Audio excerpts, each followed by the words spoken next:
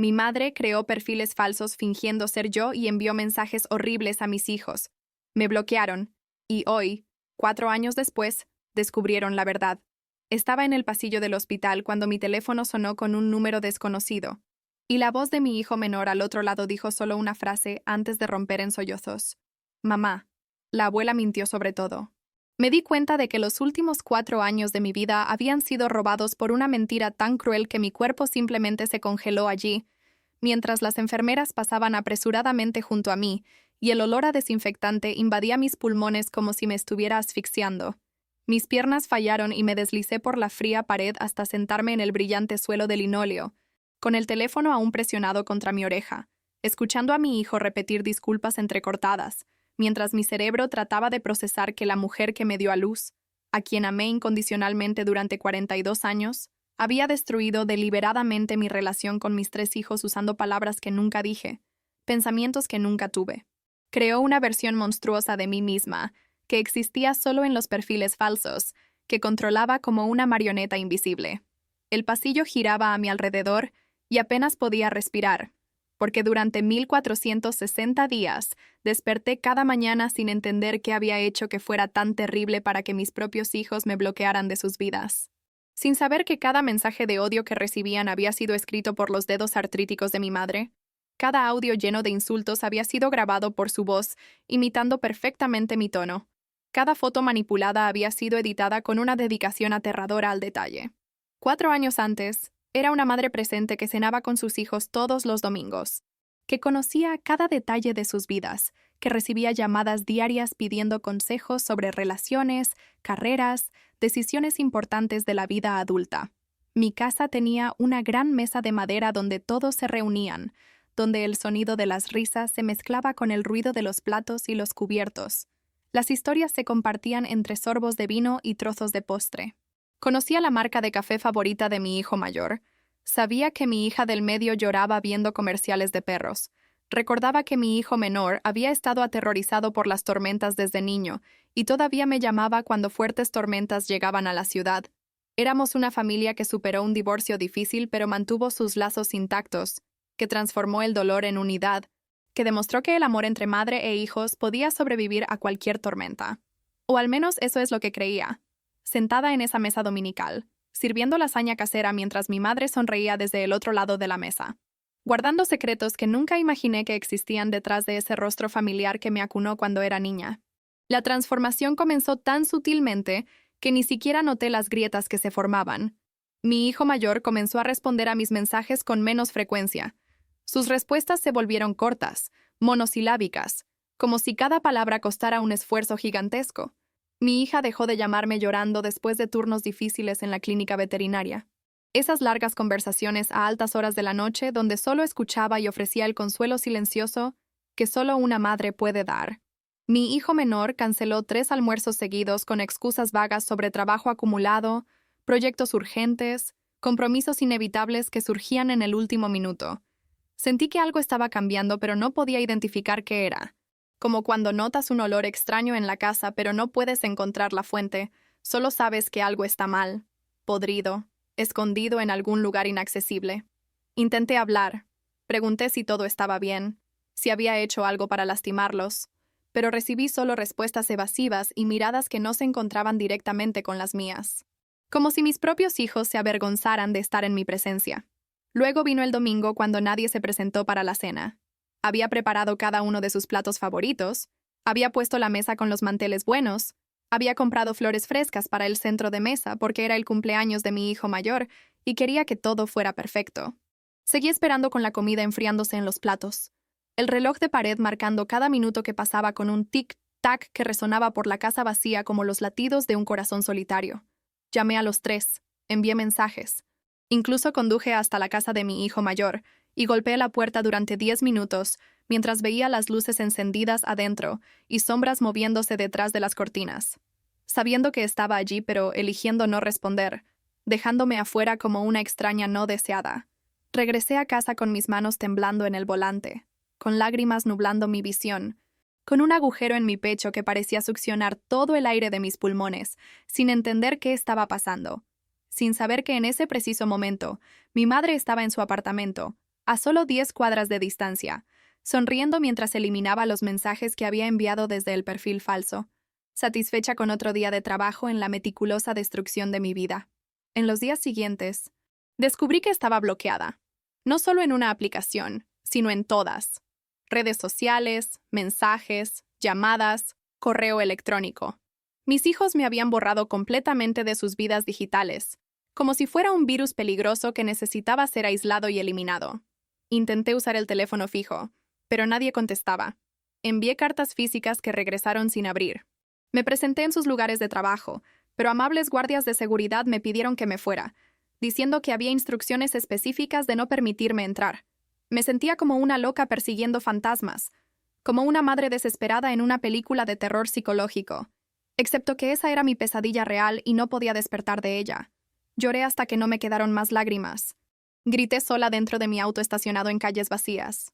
Pasé noches enteras sentada en la sala oscura, tratando de entender qué error absurdo había cometido para merecer ese abandono absoluto e inexplicable. Mi mejor amiga Beatriz fue la única persona que se negó a aceptar que simplemente me había vuelto loca de la noche a la mañana. Me conocía desde hacía 20 años. Había sido testigo de cómo criaba a mis hijos con devoción. Me había visto navegar el divorcio con madurez y gracia. Conocía mi carácter de una manera que no se alineaba con el monstruo que mis hijos ahora describían. Cuando aparecí en su casa a las 3 de la mañana, apenas pudiendo hablar entre sollozos, hizo té, se sentó conmigo en el sofá y escuchó cada palabra confusa y desesperada que salía de mi boca. No juzgó, no desestimó mi dolor, no sugirió que tal vez mis hijos tuvieran buenas razones que yo no estaba viendo. Simplemente me creyó, lo que en esos oscuros meses fue el salvavidas que me impidió ahogarme por completo.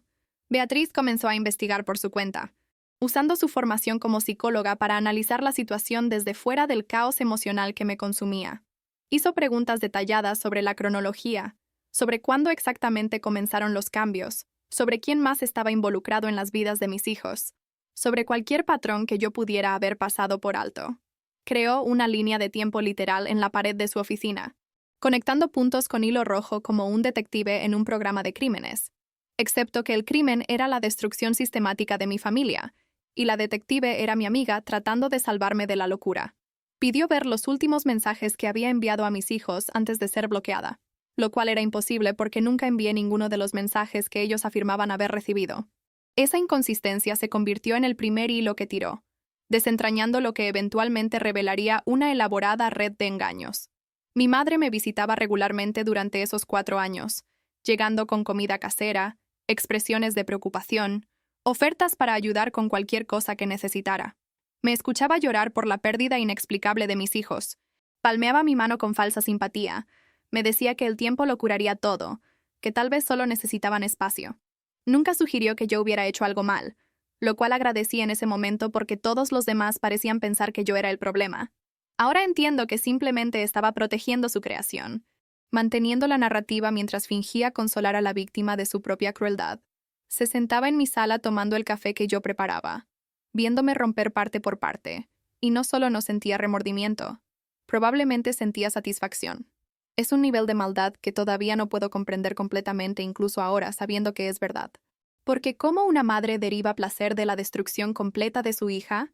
¿Qué vacío existe en el alma de alguien que necesita ser llenado con el sufrimiento de su propio hijo? El impacto psicológico de esos 4 años es imposible de cuantificar completamente. Fui a terapia 3 veces por semana. Tomé antidepresivos que apenas disminuían el filo del dolor. Desarrollé un insomnio tan severo que a veces pasaba 3 días sin dormir realmente. Solo breves siestas incómodas interrumpidas por pesadillas. Mi trabajo como profesora de literatura sufrió porque no podía concentrarme. No podía encontrar significado en los libros que enseñaba. No podía conectar con los estudiantes cuando me sentía tan desconectada de mi propia vida. Tomé una excedencia, luego otra, eventualmente pasando a una discapacidad a largo plazo, porque levantarme de la cama se sentía como escalar una montaña. Cada día sin explicación era como asfixiarse. Mi casa se convirtió tanto en refugio como en prisión, el lugar donde me escondía de un mundo que no tenía sentido, donde me sentaba en la oscuridad, repasando cada interacción con mis hijos, tratando de encontrar el momento donde todo salió mal. Dejé de abrir la puerta a cualquiera excepto a Beatriz. Dejé de revisar las redes sociales, incluso en cuentas alternativas, porque ver fragmentos de las vidas de mis hijos continuando sin mí era una tortura peor que no ver nada en absoluto. Me convertí en un fantasma en mi propia vida, existiendo pero no viviendo realmente, sobreviviendo pero no prosperando, respirando pero sintiendo que me ahogaba con cada respiración. La pérdida de peso fue dramática. 25 libras en los primeros 3 meses, otras 15 en los siguientes 6, hasta que mi ropa colgaba de mi cuerpo y las personas que me veían apartaban la mirada rápidamente, incómodas con la evidencia visible del sufrimiento. No me importaba la comida, ni la apariencia, ni mantener la fachada de normalidad cuando nada era normal. Beatriz a veces me obligaba a comer, trayendo comidas y sentándose conmigo hasta que las terminaba, tratándome como una niña que necesitaba supervisión para completar tareas básicas de autocuidado. Estaba agradecida por su persistencia incluso cuando la resentía. Agradecida de que alguien se preocupara lo suficiente para mantenerme viva cuando no estaba segura de querer estarlo. La soledad era aplastante en su totalidad. Mis hijos habían sido mis mejores amigos, mis compañeros diarios, las personas con quienes compartía todo. Perderlos a todos simultáneamente creó un vacío tan enorme que nada podía llenarlo. Intenté unirme a grupos, ser voluntaria, reconectar con viejos conocidos, pero cada interacción se sentía vacía porque las únicas personas con las que quería hablar habían elegido borrarme de la existencia. Celebré mi cumpleaños sola, pasé las fiestas sola, marqué cada hito sin las personas que hacían que esos momentos tuvieran significado. El silencio era ensordecedor. Las sillas vacías en mi mesa, un recordatorio constante de todo lo que había perdido. La confusión era quizás peor que el duelo. El duelo tiene una causa, una razón, algo concreto que lamentar. Pero yo no tenía explicación, ni cierre, ni comprensión de qué crimen supuestamente había cometido para merecer el exilio permanente. Revisé cada conversación, cada visita, cada decisión que tomé como madre, buscando el pecado imperdonable que justificara el abandono completo. No encontré nada. No fui una madre perfecta, nadie lo es, pero había amado a mis hijos ferozmente. Me había sacrificado por ellos voluntariamente. Los había apoyado incondicionalmente a través de cada fase de sus vidas. ¿Qué podría justificar esto? Mi ex esposo Ricardo permaneció en contacto con mis hijos durante esos 4 años, lo que añadió otra capa de dolor a la situación.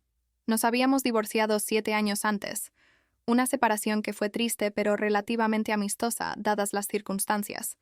Habíamos logrado mantenernos cordiales, criar a nuestros hijos eficazmente, respetarnos mutuamente incluso cuando el amor romántico se había desvanecido.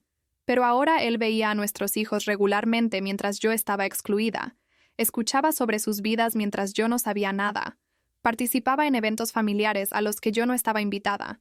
Nunca llamó para decirme lo que estaba sucediendo, nunca trató de mediar o explicar, y su silencio se sentía como traición, aunque lógicamente sabía que probablemente solo estaba respetando los deseos de nuestros hijos. Aún así, me preguntaba qué pensaba, si realmente creía que yo había hecho algo terrible, si me defendía en absoluto o simplemente aceptaba la narrativa de que yo era ahora persona non grata en las vidas de nuestros hijos. Beatriz trabajó metódicamente, gradualmente recopilando fragmentos de verdad a través de una investigación cuidadosa. Se puso en contacto con amigos mutuos, antiguos colegas, personas en la periferia de mi vida que podrían haber notado cosas que yo pasé por alto. Buscó en registros públicos, actividad en redes sociales, cualquier huella digital que pudiera revelar patrones. Se obsesionó con resolver el misterio, tratándolo como un caso que necesitaba resolverse, porque no podía aceptar que alguien que conocía tan bien pudiera volverse irreconocible de repente. Su dedicación probablemente salvó mi vida, literal y figurativamente, porque yo había renunciado a tratar de entender. El avance llegó casi 2 años después del distanciamiento, cuando Beatriz notó algo extraño en los patrones de actividad en línea. Alguien estaba publicando en redes sociales fingiendo ser yo, pero el estilo de escritura era sutilmente diferente. El vocabulario ligeramente inexacto, el tiempo inconsistente con mi horario conocido. Ella comenzó a documentar estas discrepancias, creando capturas de pantalla, anotando marcas de tiempo, rastreando direcciones IP a través de métodos que probablemente no debería haber estado utilizando, pero que justificó como necesarios dadas las circunstancias. Encontró múltiples cuentas falsas usando variaciones de mi nombre, perfiles creados con mis fotos, pero que contenían información errónea, sutilmente errónea, de maneras que alguien que no me conociera bien no notaría. Pero Beatriz me conocía. Reconoció que quien estaba creando estos perfiles tenía acceso a mis fotos e información biográfica básica, pero no entendía realmente mi voz, mis gestos, mi personalidad. Comenzó a comparar el estilo de escritura en los perfiles falsos con personas en mi vida, ejecutándolos a través de herramientas de análisis lingüístico normalmente utilizadas en psicología forense, buscando coincidencias que pudieran revelar al impostor. La coincidencia resultó ser mi madre. Beatriz casi no lo creyó inicialmente. Ejecutó el análisis 3 veces más pensando que debía haber un error, porque ¿quién sospecharía que una abuela de 70 años realizara una manipulación digital tan sofisticada? Pero los patrones eran consistentes, innegables, coincidiendo con el estilo de escritura de mi madre, con una significancia estadística que no podía ser descartada. Las elecciones de vocabulario, la estructura de las oraciones, las frases particulares que favorecía, todo apuntaba a Elena como la autora de los mensajes que mis hijos creían que provenían de mí. Beatriz se quedó con esta información durante semanas, verificando, recopilando más evidencia, construyendo un caso tan sólido que no pudiera ser cuestionado o desestimado. Sabía que acusar a mi madre sonaría descabellado a menos que tuviera pruebas irrefutables. Confrontar a mi madre directamente nunca fue una opción porque simplemente negaría todo y posiblemente destruiría evidencia. En cambio, Beatriz acudió a Pedro, mi hijo menor, porque siempre había sido el más escéptico y analítico de mis hijos, el más propenso a cuestionar sus propias suposiciones si se le presentaba evidencia contraria convincente. Se puso en contacto con él a través de LinkedIn, una plataforma profesional donde podría responder a un mensaje de la amiga de su madre sin bloquearlo inmediatamente. Escribió cuidadosamente, sin acusaciones, simplemente preguntando si se reuniría con ella para discutir nueva información sobre la situación con su madre. Enfatizó que no estaba tratando de hacerlo sentir culpable. No le pedía que cambiara de opinión. Solo solicitaba una hora de su tiempo para compartir lo que había descubierto. Para su alivio y sorpresa, él aceptó reunirse. La reunión ocurrió en una cafetería neutral un martes por la tarde. Beatriz trajo documentos impresos, capturas de pantalla, informes de análisis, todo organizado en una carpeta que colocó en la mesa entre ellos. No comenzó con acusaciones o emociones.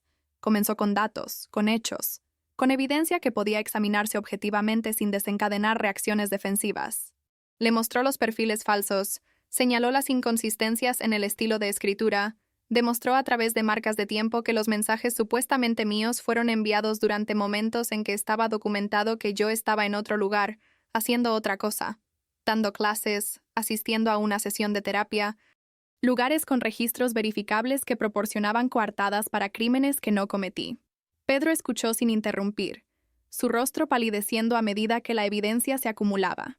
Hizo preguntas, desafió suposiciones, buscó explicaciones alternativas como Beatriz sabía que haría, porque esa era su naturaleza. Ella había anticipado cada objeción, tenía respuestas para cada duda. Había construido un caso que resistió su escrutinio. Cuando finalmente reveló que el análisis lingüístico apuntaba a su abuela, él permaneció en silencio durante mucho tiempo, mirando los documentos, la evidencia, el patrón innegable que implicaba a la mujer que lo había estado consolando sobre su madre loca durante los últimos 2 años. No quería creerlo. ¿Quién querría?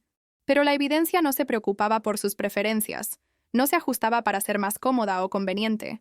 Simplemente era fría e irrefutable y devastadora. Pedro se llevó la carpeta a casa. Dijo que necesitaba tiempo para procesarlo. Beatriz le dio su número. Le dijo que llamara en cualquier momento, día o noche, si tenía preguntas o necesitaba apoyo. No supo de él durante 3 semanas. 3 semanas donde se preocupó de haber calculado mal, de que él hubiera elegido mentiras cómodas sobre verdades incómodas, que la familia permanecería fracturada porque enfrentar la realidad era demasiado doloroso. Pero entonces su teléfono sonó tarde una noche. La voz de Pedro al otro lado diciendo que necesitaba ayuda para confrontar a su abuela, que había mostrado la evidencia a su hermano y hermana, que necesitaban conocer toda la verdad antes de decidir qué hacer a continuación. La confrontación ocurrió en el apartamento de Elena, mis 3 hijos llegando sin aviso con Beatriz presente como testigo y apoyo. Mi madre intentó desestimar las acusaciones inicialmente, actuando sorprendida y herida de que sus propios nietos creyeran tales ridículas teorías conspirativas. Pero ellos no cedieron. Le mostraron las evidencias, exigieron explicaciones por los perfiles falsos, por los mensajes enviados desde direcciones IP rastreadas a su casa, por el conocimiento detallado de información familiar que el impostor poseía. Intentó varias desviaciones, afirmando que sus cuentas debían haber sido hackeadas, que alguien la estaba incriminando, que todo era un malentendido exagerado. Pero Lucas, mi hijo ingeniero, había realizado su propia investigación después de que Pedro compartiera las pruebas. Había accedido a registros de servidores, rastreado huellas digitales, encontrado correos eliminados en carpetas archivadas que mostraban premeditación y planificación. La confrontó con especificidades técnicas que no podía explicar, marcas de tiempo y metadatos que no mentían, direcciones IP originadas desde dispositivos que ella poseía, patrones de actividad que coincidían con su horario diario. La evidencia técnica combinada con el análisis lingüístico no dejaba espacio para explicaciones alternativas. Estaba acorralada por su propio rastro digital, por los registros permanentes que existen en el ciberespacio incluso cuando pensamos que los hemos borrado. Sofía, mi hija veterinaria, fue quien finalmente rompió las negativas con una simple pregunta. ¿Por qué harías esto, abuela? ¿Qué te hizo mamá que fuera tan terrible para que necesitaras destruir nuestra relación con ella? Y algo en esa pregunta, en la genuina confusión y dolor en la voz de Sofía, hizo que la fachada de mi madre se agrietara. No confesó completamente, no se derrumbó con remordimiento ni se disculpó, pero dejó de negar, dejó de desviar. Simplemente se quedó callada de una manera que era suficiente admisión. El silencio confirmó todo. Llenó la habitación con el peso de la culpa innegable. Hizo que respirar fuera difícil para todos los presentes. Lo que emergió de conversaciones e investigaciones posteriores fue un retrato de celos y resentimiento que aparentemente había estado festejando durante décadas. Mi madre siempre había sido controladora, lo sabía, pero lo había interpretado como típica sobreprotección materna en lugar de algo más oscuro. Nunca me había perdonado por divorciarme de Ricardo. No porque le agradara particularmente, sino porque el divorcio en su generación era vergonzoso. Un fracaso que la hacía quedar mal como madre. Resentía mi relación cercana con mis hijos, sintiéndose excluida y secundaria en sus vidas. Estaba celosa de la familia que había construido, los vínculos que compartía con mis hijos, la intimidad casual moderna que no se parecía en nada a la distancia formal que ella mantenía con sus propios hijos mientras crecían. Los perfiles falsos comenzaron como pequeños experimentos, probando si podría hacerse pasar convincentemente por mí en línea. Quizás inicialmente fue solo curiosidad, un impulso extraño que la mayoría de las personas reconocerían como incorrecto y detendrían. Pero ella no se detuvo. Descubrió que era buena en ello, que podía engañar a la gente. Eso le dio un sentido de poder y control que debió ser embriagador para alguien que se sentía impotente e irrelevante en su vejez. Empezó a enviar mensajes a mis hijos. Cosas sutiles al principio, probando límites, viendo cuánto podía manipular antes de ser descubierta. Cuando respondieron creyendo que realmente era yo, cuando comenzaron a alejarse basándose en sus fabricaciones, no se detuvo a considerar la devastación que estaba causando. O tal vez sí lo consideró y no le importó, demasiado involucrada en su juego, demasiado satisfecha por la destrucción para renunciar a él. Los mensajes empeoraron progresivamente con el tiempo, escalando desde comentarios pasivo-agresivos hasta hostilidad abierta. Enviaba textos tarde en la noche fingiendo estar borracha, divagando sobre cómo sentía que eran ingratos, cómo me arrepentía de haber tenido hijos, cómo habían arruinado mi vida. Creó historias elaboradas sobre cosas que supuestamente dije sobre ellos a otros, chismeando sobre sus fracasos, burlándose de sus elecciones, menospreciando sus logros. Enviaba mensajes de voz enojados que grababa en medio de la noche, cuando su voz estaba ronca, disfrazándola lo suficiente para hacerse pasar por mí en un ataque de ira. Editaba fotos para hacer parecer que yo estaba en lugares donde no estaba, con personas que no conocía, creando evidencia visual para respaldar sus mentiras textuales. Se hizo amiga de sus círculos sociales a través de cuentas falsas, difundiendo rumores, sembrando dudas sobre mi estabilidad mental, mi carácter, mis intenciones. Contactó a Ricardo fingiendo estar preocupada por mi comportamiento, mostrándole capturas de pantalla de las cosas terribles que supuestamente estaba recibiendo de mí, reclutándolo sin que él lo supiera como un aliado. Para verificar su narrativa, era meticulosa, estratégica, pensando varios pasos adelante como una maestra de ajedrez jugando un juego donde las piezas eran mis relaciones, y el final era mi completo aislamiento. Era sociópata en su ejecución, personal en su crueldad y calculado de una manera que sugería que no se trataba de una locura impulsiva, sino de una malicia deliberada. El descubrimiento destrozó a mis hijos. La culpa que sentían era aplastante, agravada por la comprensión de que habían pasado 2 años compadeciendo a su abuela consolándola sobre su hija loca, dándole acceso a información sobre sus vidas, que ella usaba para hacer su suplantación más convincente. Se había sentado en sus mesas, jugado con sus bisnietos, asistido a sus eventos, todo mientras mantenía la destrucción de su relación conmigo. Habían confiado en ella completamente, sin sospechar nunca que la dulce anciana que horneaba galletas y preguntaba sobre sus días era la misma persona que sistemáticamente envenenaba su percepción de su madre. Pedro me llamó primero, aquel día en el pasillo del hospital, su voz quebrándose con culpa y dolor, disculpándose antes de explicar, como si la disculpa pudiera de alguna manera amortiguar la masiva bomba de información que estaba a punto de soltar. Me contó todo en fragmentos entre sollozos, sobre los perfiles falsos, los mensajes, la investigación, la confrontación, la admisión implícita de mi madre. Me dijo que lo sentía aproximadamente 37 veces en esa primera conversación, diciéndolo como un mantra, como si al repetirlo lo suficiente pudiera deshacer el daño de 2 años creyendo que yo era un monstruo. Lucas llamó después, más compuesto pero igualmente devastado. Me explicó los detalles técnicos, cómo el rastro digital reveló la verdad, cómo no había podido verlo antes. Tenía un hijo pequeño que nunca conocí, un niño de casi 2 años cuya existencia entera ocurrió durante mi exilio. Empezó a llorar cuando me habló de eso, de cómo su hijo nunca conocería esos primeros años con su abuela, porque su padre había creído mentiras en lugar de amor. Sofía vino a mi casa esa noche. No podía mantener la conversación por teléfono. Estaba en mi puerta con aspecto destruido, y cuando abrí, se derrumbó en mis brazos sollozando. Nos hundimos en el suelo allí mismo en la entrada, abrazándonos, llorando juntas, 2 años de separación disolviéndose en lágrimas y abrazos desesperados. Ella seguía diciendo que debería haberlo sabido, debería haber confiado en su instinto de que algo se sentía mal, debería haber cuestionado más en lugar de aceptar la narrativa que le dieron.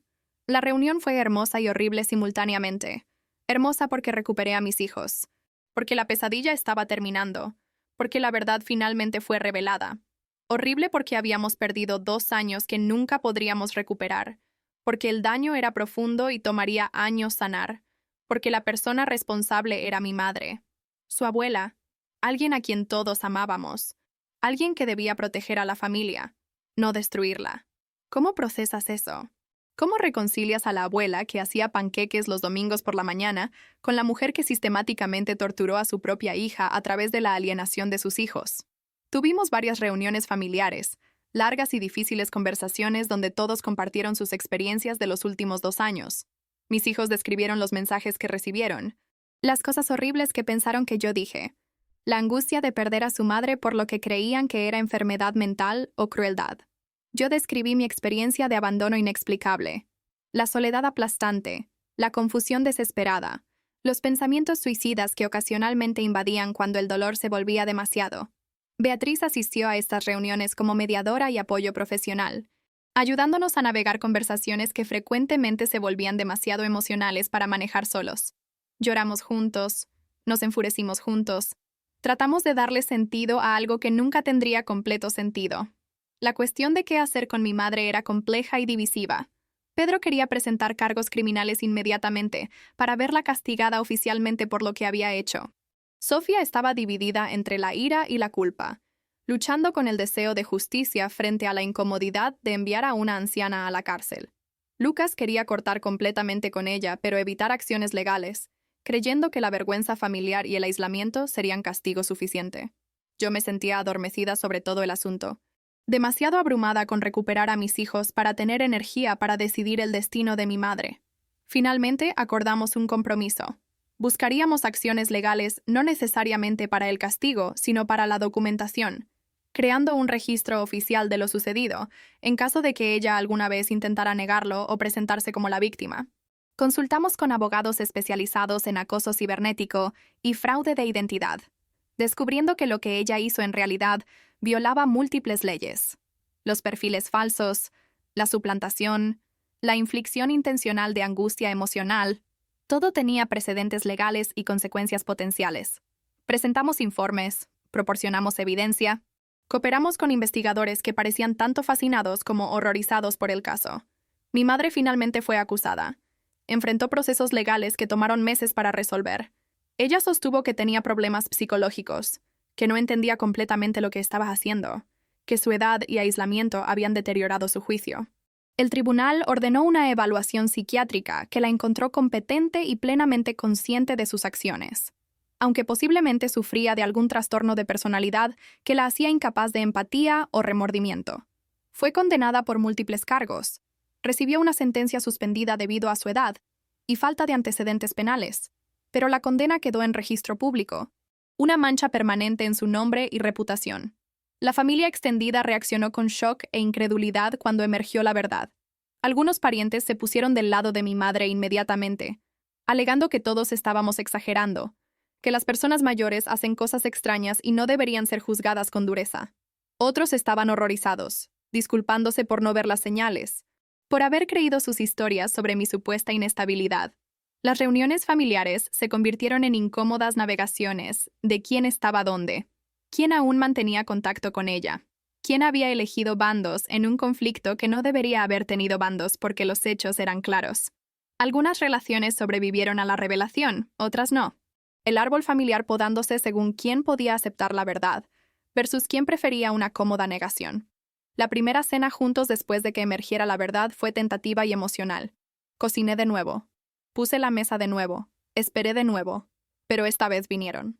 Lucas llegó primero con su esposa y mi nieto al que conocía por primera vez. El niño pequeño tenía el pelo rizado oscuro y los ojos de mi difunto padre. Y lloré sosteniéndolo, lamentando la infancia que me perdí, mientras simultáneamente agradecía por cualquier tiempo que tendría con él en adelante. Sofía llegó después, trayendo a su prometido y suficiente vino para que todos necesitáramos varias botellas. Pedro llegó último, siempre llegando tarde. Algunas cosas nunca cambian, y su llegada completó nuestro círculo. Nos sentamos alrededor de la mesa, esa misma mesa de madera donde habíamos compartido tantas comidas antes de que comenzara la pesadilla. Nadie sabía muy bien qué decir al principio. El peso de 2 años perdidos sentado pesadamente entre nosotros. Pero gradualmente la conversación comenzó a fluir. Incómoda al principio, pero ganando impulso. Reímos y lloramos en igual medida. Contamos historias sobre el tiempo que perdimos, pero también sobre el tiempo que estábamos recuperando. No fue perfecto. No fue una curación mágica que borró todo el daño, pero fue un comienzo. Y después de 2 años de completa oscuridad, incluso un pequeño comienzo se sentía como un milagro. Reconstruir la confianza fue la parte más difícil. Mis hijos querían creer que todo podía volver a ser como antes, pero todos sabíamos que eso era imposible. La traición que sintieron no fue solo de su abuela, sino de su propio juicio, su propio fracaso al cuestionar lo que les estaban diciendo. Habían bloqueado a su madre basándose en mensajes de texto y perfiles falsos, sin sentarse nunca a tener una conversación real. Haciendo preguntas directas, exigiendo explicaciones cara a cara donde las mentiras son más difíciles de mantener. Esa realización los atormentaba, haciéndoles dudar de su propia perspicacia y juicio de maneras que se extendían más allá de nuestra relación. Yo luchaba con mis propios problemas de confianza, aunque odiaba admitirlo. Una parte de mí estaba aterrorizada de que esta reunión fuera temporal, que desaparecerían de nuevo, que me despertaría para descubrir que todo era un sueño, y que seguía en la pesadilla. Estaba hipervigilante sobre la comunicación, ansiosa cuando no respondían a los mensajes inmediatamente, interpretando cualquier retraso o respuesta corta como señal de que se estaban alejando de nuevo. Era agotador para todos. Mi ansiedad alimentando su culpa, alimentando mi ansiedad en un ciclo tóxico que tuvimos que romper conscientemente.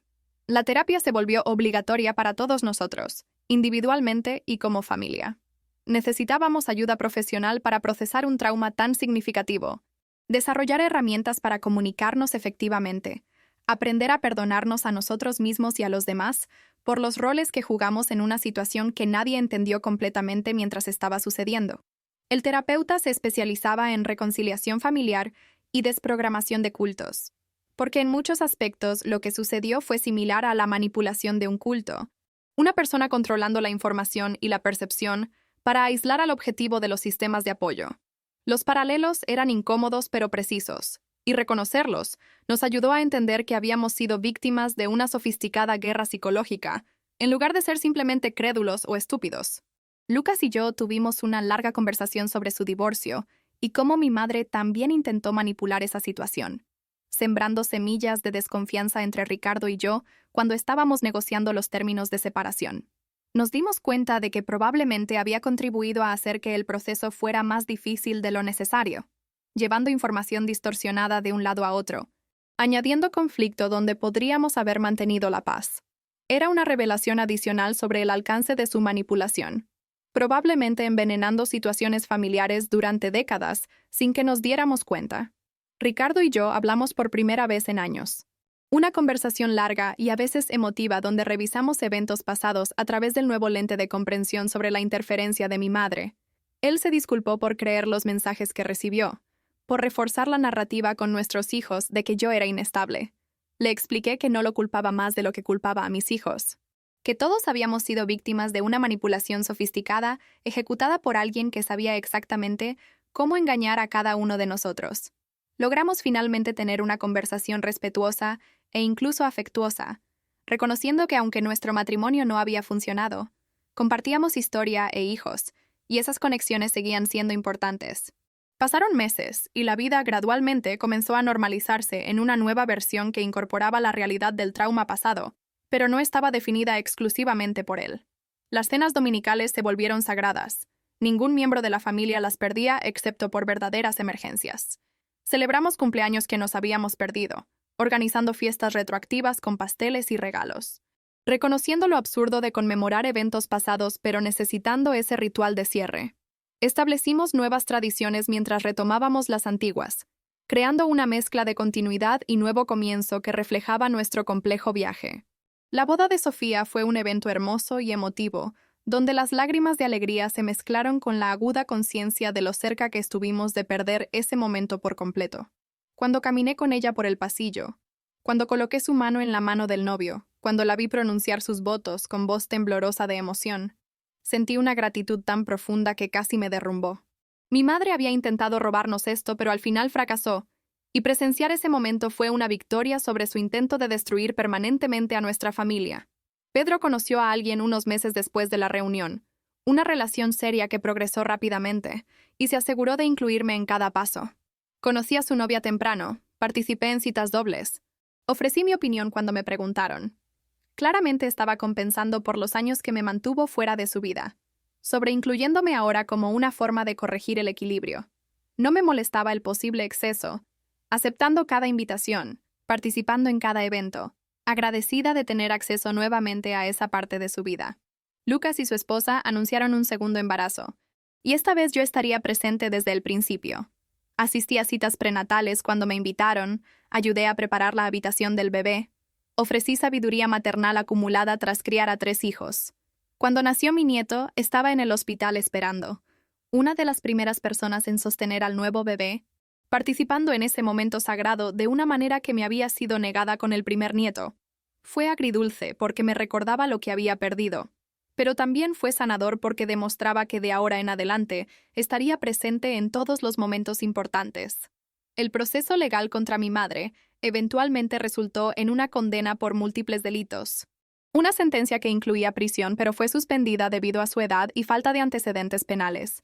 Recibió servicio comunitario, fuertes multas y una orden permanente de no contacto con serias consecuencias legales si la violaba.